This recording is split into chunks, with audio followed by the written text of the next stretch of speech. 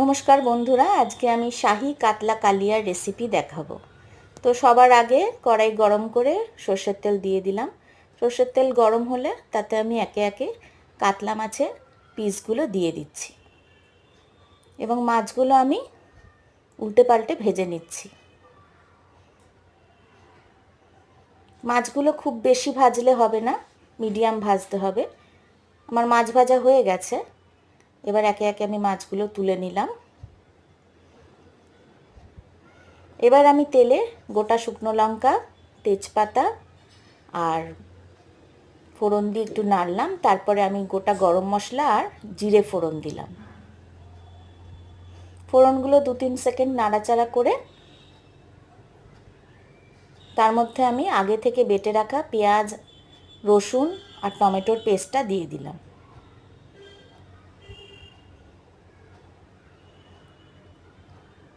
এটা আমি ভালো করে নাড়াচাড়া করে নিচ্ছি। এই মশলাটা ভালো করে কষাতে হবে।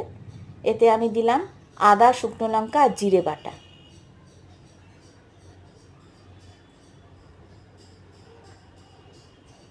দিয়ে ভালো করে নাড়াচাড়া করে এবার এর মধ্যে আমি কিছুটা কাজু কিশমিশ দিয়ে দিলাম। কাজু কিশমিশ দেওয়ার পর ভালো করে মিশিয়ে নেব। এরপর একে একে গুঁড়ো লঙ্কাগুলো দেব। হলুদ গুঁড়ো দিলাম প্রথমে,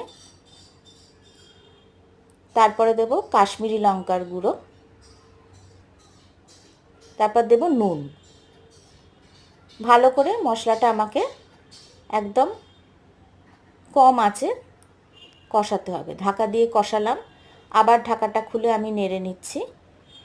মশলাটা তেল ছাড়া হয়ে গেছে। এবার আমি জল দিয়ে দেব।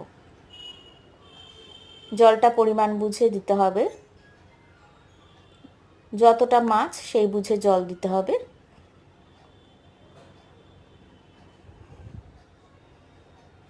জল দিয়ে আমি ভালো করে জলটা মশলার সাথে মিশিয়ে ঢাকা দিলাম এবং কিছুক্ষণ 10 মিনিট ওয়েট করার পরে ঝোলটা ফুটলে আমি একে একে মাছগুলো ঝোলের মধ্যে দিয়ে দিচ্ছি। মাছগুলো ভালো মতন দিয়ে দিতে হবে। তারপর আমি দিলাম 3টে চেরা কাঁচা লঙ্কা। এবার আমি সানরাইজ শাহী গুঁড়ো মশলা দিয়ে দিলাম।